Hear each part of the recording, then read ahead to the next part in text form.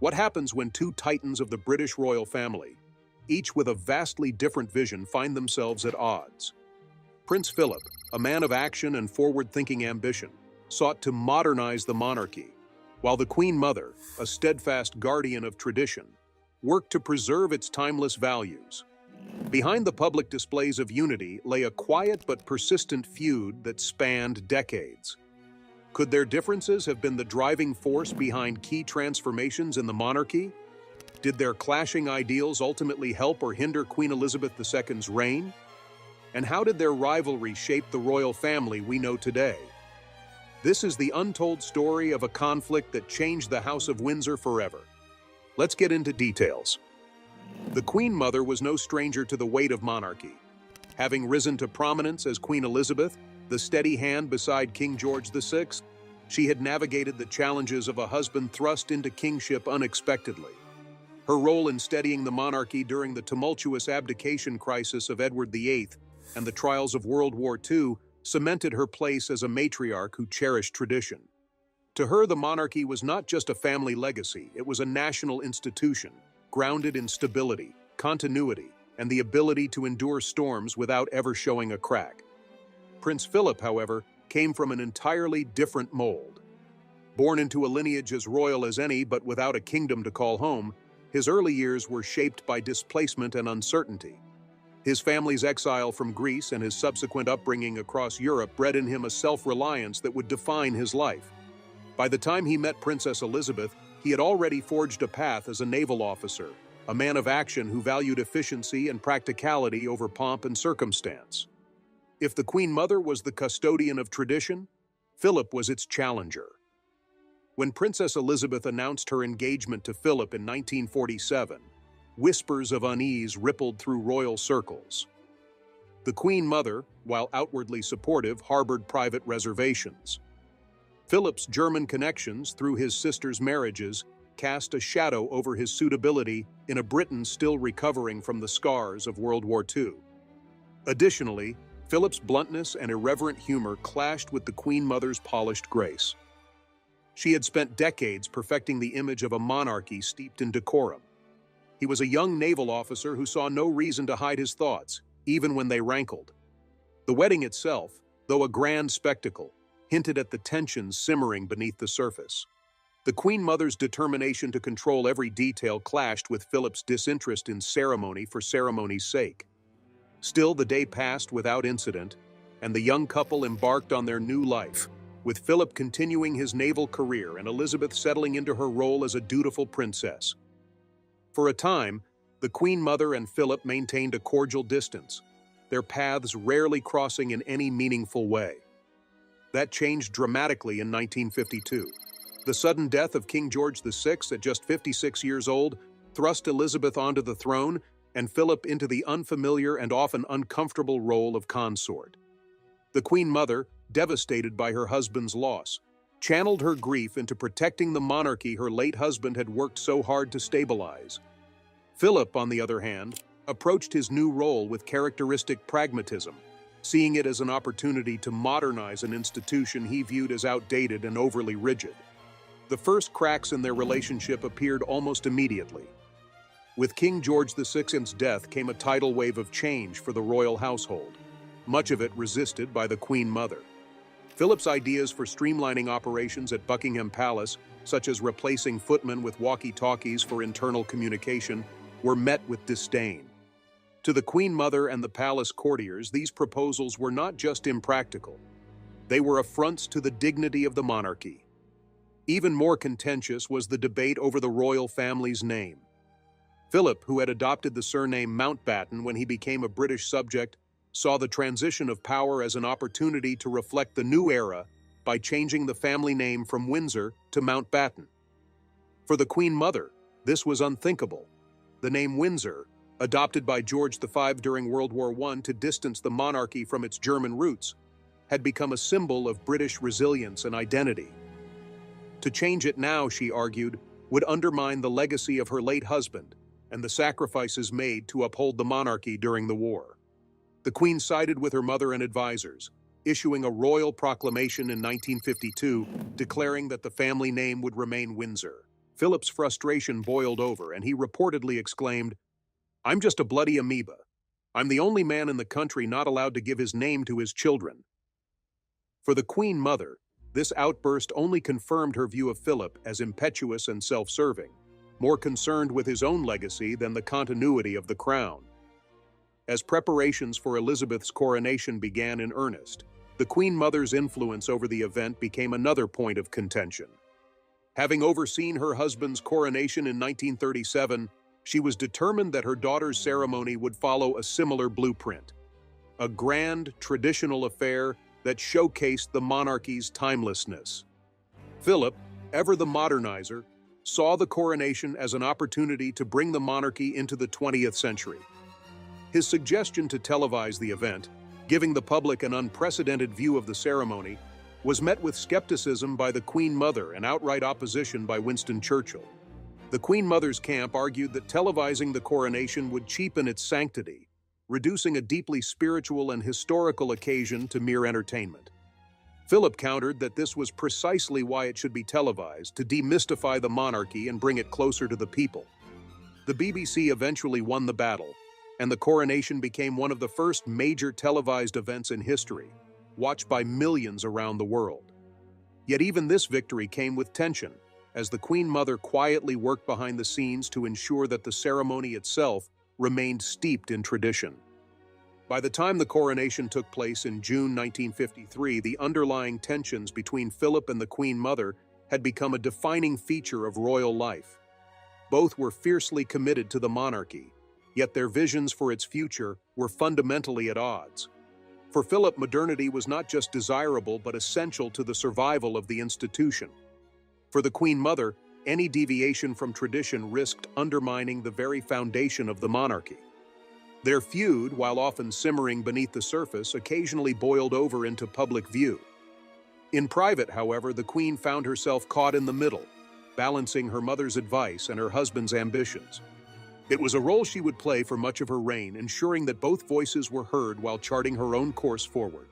The early days of Queen Elizabeth II's reign were a whirlwind of activity, as the monarchy transitioned into a new era under her leadership.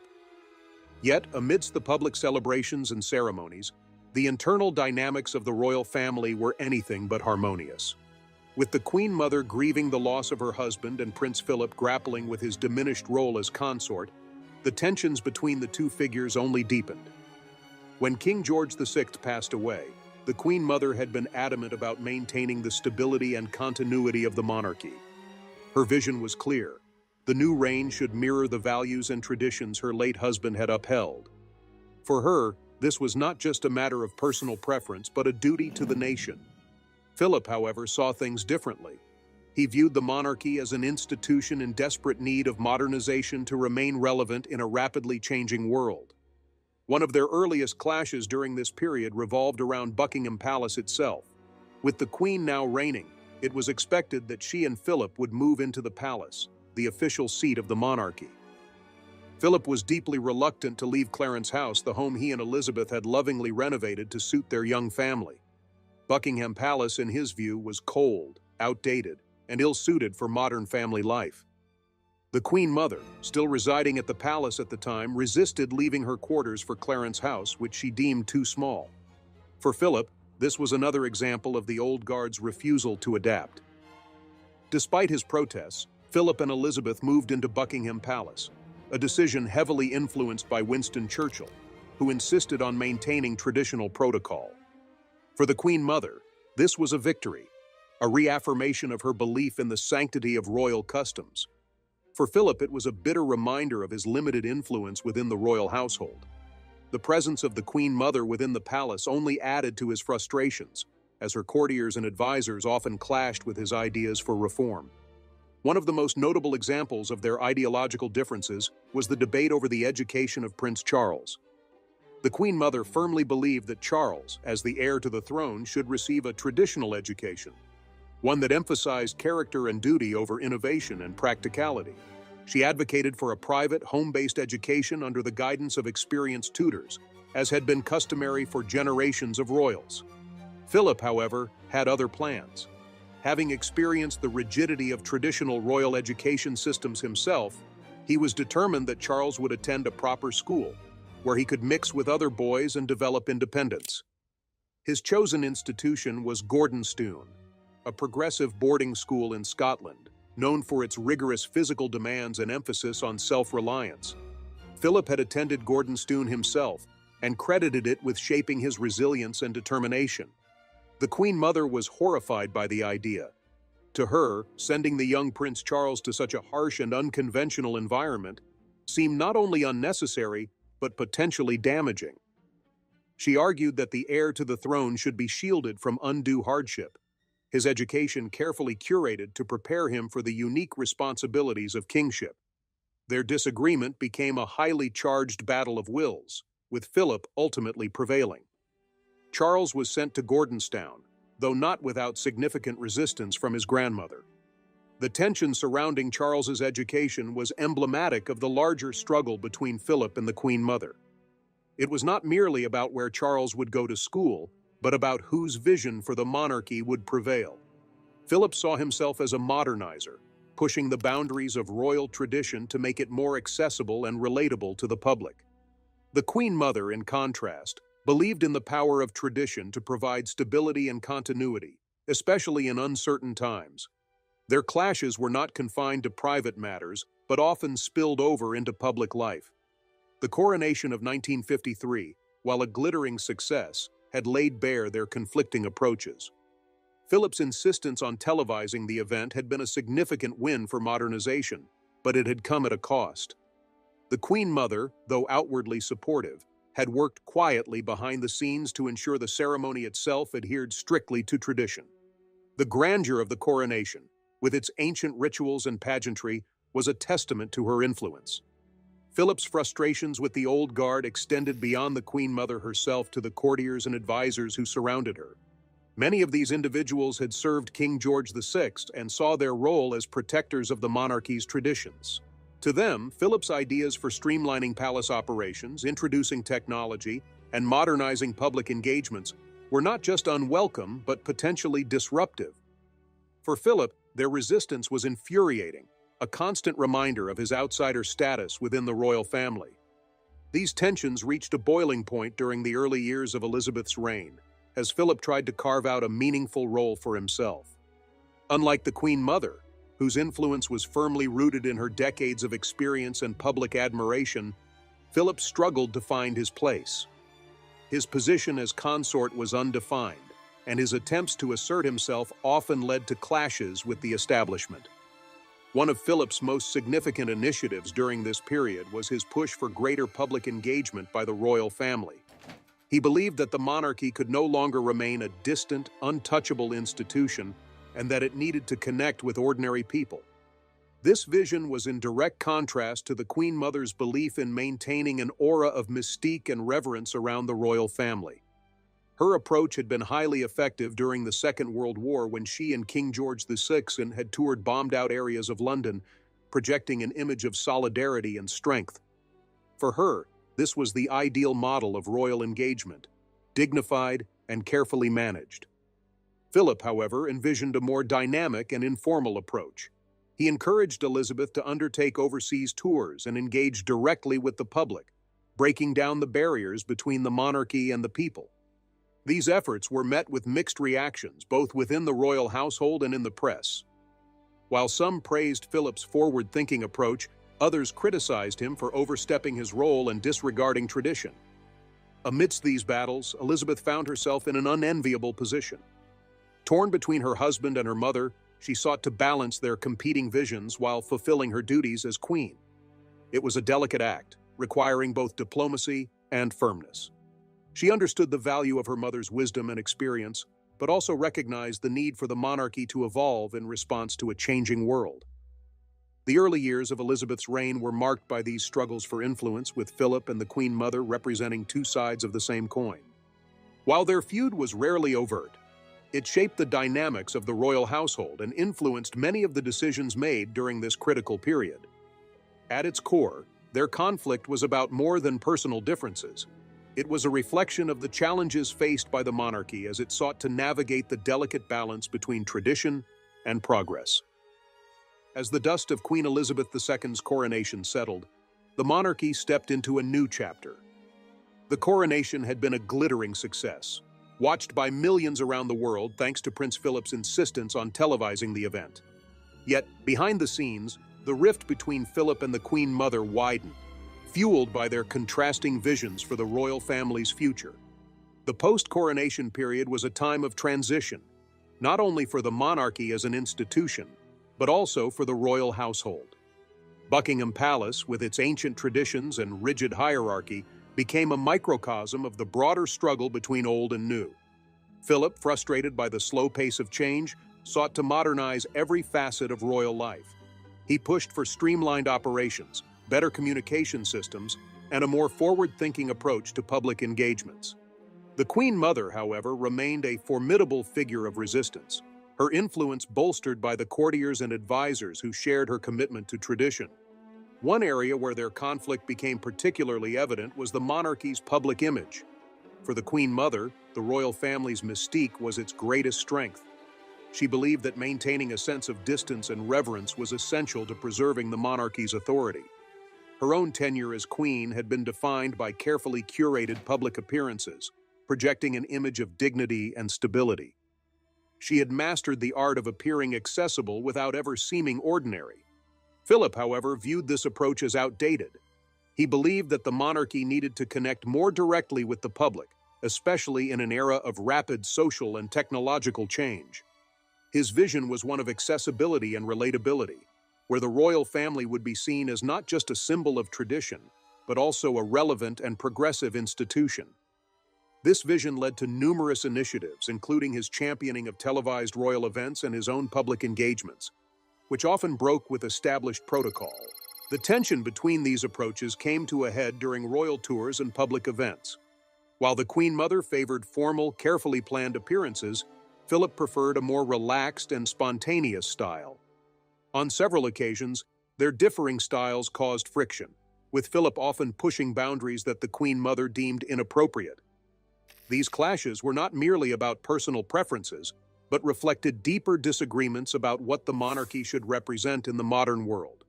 One particularly contentious issue was Philip's role within the family and the broader institution of the monarchy. As consort, his position was inherently undefined, and he struggled to carve out a meaningful role for himself. The Queen Mother, with her decades of experience, often overshadowed him, both in public perception and within the royal household. Her status as a beloved former queen and mother to the reigning monarch gave her a unique authority that Philip, as an outsider and a relatively new addition to the family, could not match. Philip's frustrations with his role were compounded by the dynamics within Buckingham Palace. The courtiers, many of whom had served King George VI, were deeply loyal to the Queen Mother and often resistant to Philip's ideas for reform. These men with mustaches, as Princess Margaret reportedly called them, embodied the traditionalist ethos that Philip found so stifling. Their allegiance to the Queen Mother further complicated Philip's efforts to modernize the monarchy, creating an environment where his initiatives were frequently undermined or dismissed. These frustrations spilled over into Philip's personal life, where he sought refuge from the constraints of royal duty. His membership in the Thursday Club, a social group known for its boisterous gatherings, became a source of contention within the royal household. While the Queen Mother disapproved of such associations, viewing them as unbecoming of a royal consort, Philip saw them as a necessary escape from the pressures of palace life. These escapades, while often exaggerated by the press, added another layer of tension to his already fraught relationship with the Queen Mother. Despite these challenges, Philip remained committed to his vision for the monarchy. He threw himself into initiatives like the Duke of Edinburgh's Award, which aimed to inspire young people through challenges in physical fitness, skill building, and community service. This program, launched in 1956, was a direct reflection of Philip's belief in the importance of resilience, self-reliance, and adaptability, values he hoped to instill not only in the younger generation, but also in the royal family. The Queen Mother, meanwhile, continued to exert her influence in quieter but no less significant ways. Her role as a guiding figure for her daughter and a protector of the monarchy's traditions remained central to her identity. She often provided counsel to Elizabeth, subtly reinforcing the values and principles that had defined her own tenure as queen. This dynamic further complicated Philip's position, as he found himself not only competing with the Queen Mother for influence but also navigating a royal household resistant to change. Amidst these tensions, the monarchy faced new challenges in the mid-1950s, including increased media scrutiny and shifting public expectations.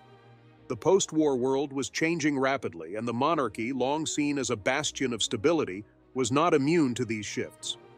Philip's efforts to modernize the institution were met with mixed reactions, both within the royal household and in the broader public.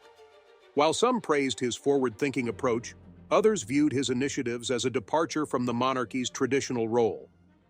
The Queen Mother, ever the pragmatist, recognized the importance of adapting to these changes while maintaining the monarchy's core identity.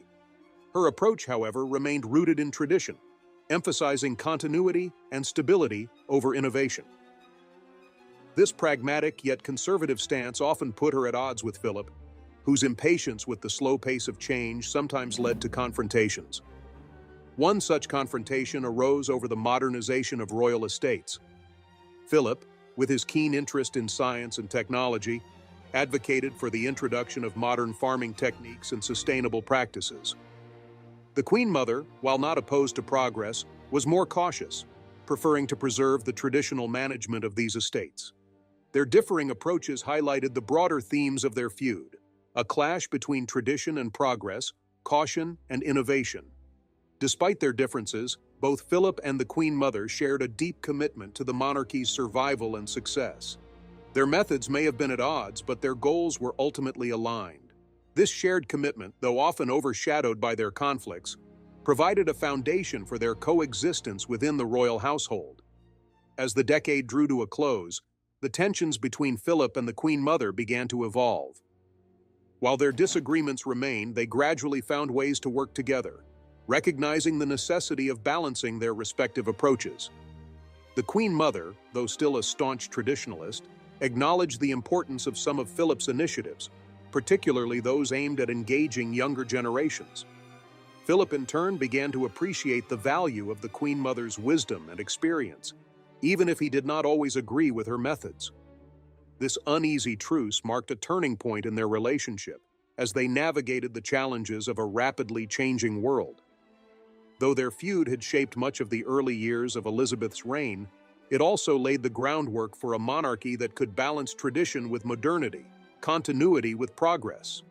As the 1950s gave way to the 1960s, the royal family found itself at the center of a rapidly changing society.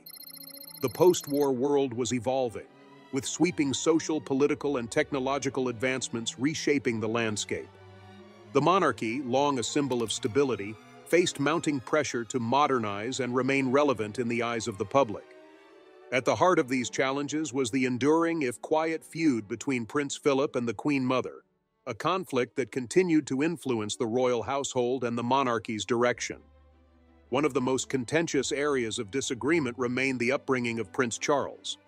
By the early 1960s, the young prince was no longer a child, and decisions about his future were becoming increasingly significant.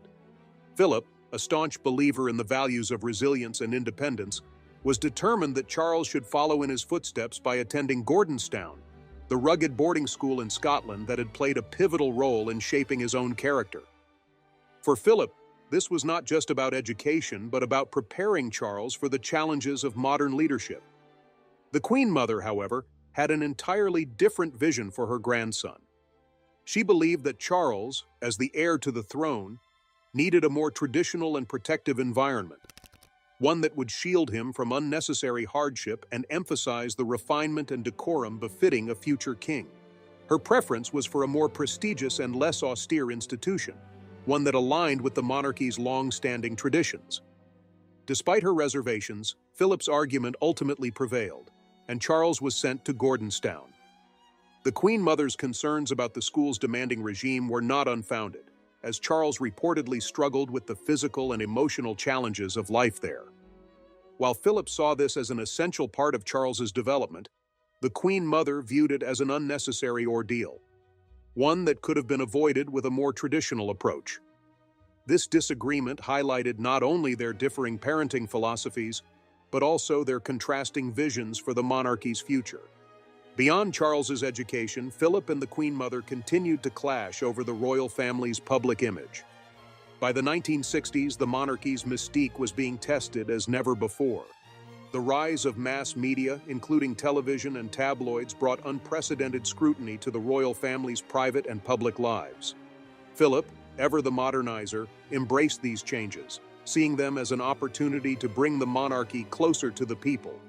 He supported initiatives that allowed for greater transparency, including the groundbreaking 1969 documentary Royal Family, which offered viewers an intimate glimpse into the lives of the royals. The Queen Mother, however, was deeply skeptical of such ventures. She feared that exposing too much of the royal family's inner workings would erode the aura of dignity and mystery that had long been its hallmark. To her, the monarchy's strength lay in its ability to stand apart from the ordinary, serving as a symbol of continuity and stability in an unpredictable world. The Royal Family documentary, while popular with audiences, exemplified the Queen Mother's concerns about the risks of overexposure. Their differing approaches to public engagement also extended to royal tours and state visits. Philip, with his dynamic and informal style, often sought to break down barriers between the monarchy and the public. He was known for his unscripted remarks and willingness to engage directly with people, qualities that endeared him to some but unsettled others. The Queen Mother, by contrast, adhered to a more formal and ceremonial approach, emphasizing the monarchy's role as a unifying symbol above the fray of everyday life. These tensions were not merely theoretical, but had real-world implications for the monarchy's operations. Philip's push for modernization often clashed with the traditionalist ethos upheld by the Queen Mother and her allies within the royal household. The Queen Mother's influence remained strong, particularly among the courtiers who had served during her husband's reign.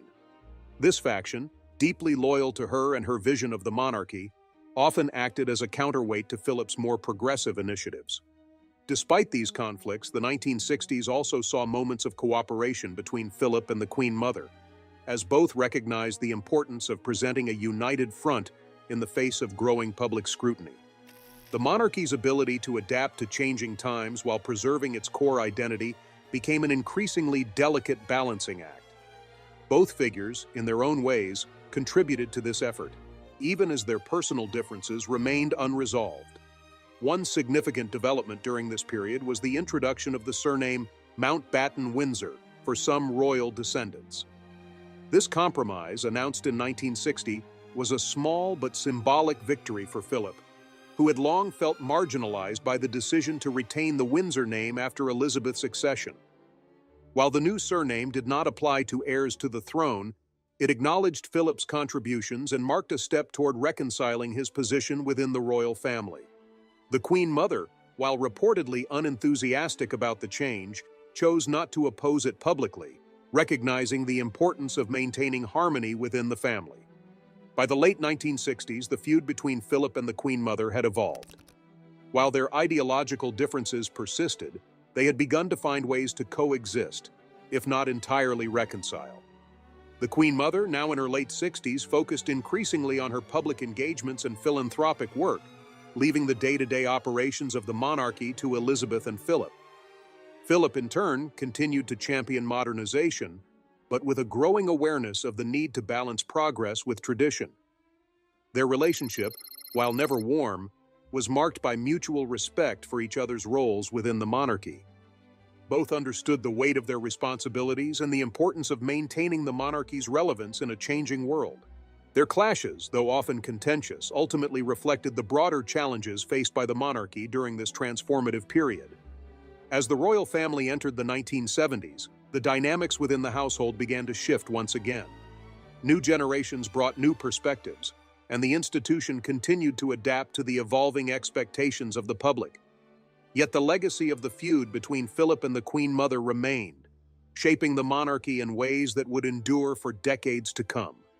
By the 1970s, the monarchy had settled into a delicate equilibrium, balancing the competing influences of tradition and modernity that had defined much of Queen Elizabeth II's reign.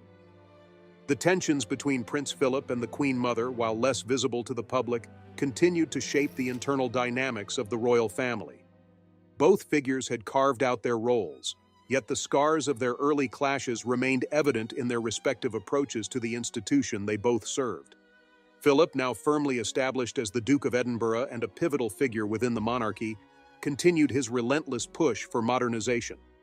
His initiatives, including the Duke of Edinburgh's award and his advocacy for environmental conservation, reflected his belief in the monarchy's potential to lead by example in addressing contemporary issues. These efforts, however, occasionally clashed with the Queen Mother's more traditional worldview, which prioritized the monarchy's role as a stabilizing and symbolic force. The Queen Mother, well into her 70s, remained a beloved figure among the British public. Her unwavering commitment to tradition and her ability to connect with people through charm and grace solidified her status as a symbol of continuity. She often served as a counterbalance to Philip's sometimes brusque and forthright style, offering a softer, more nostalgic vision of the monarchy that resonated with older generations. One of the most poignant examples of their differing perspectives came in their interactions with the younger members of the royal family, particularly Prince Charles. While Philip and the Queen Mother had long been at odds over Charles's education and upbringing, their influence on him continued to diverge as he grew older. Philip, with his pragmatic and often demanding approach, pushed Charles to embrace resilience and self-discipline, values he deemed essential for a future king. The Queen Mother, on the other hand, provided Charles with a sanctuary of warmth and understanding, a stark contrast to his father's sometimes austere expectations. This dynamic became particularly evident during Charles's courtship of Lady Diana Spencer in the late 1970s and early 1980s.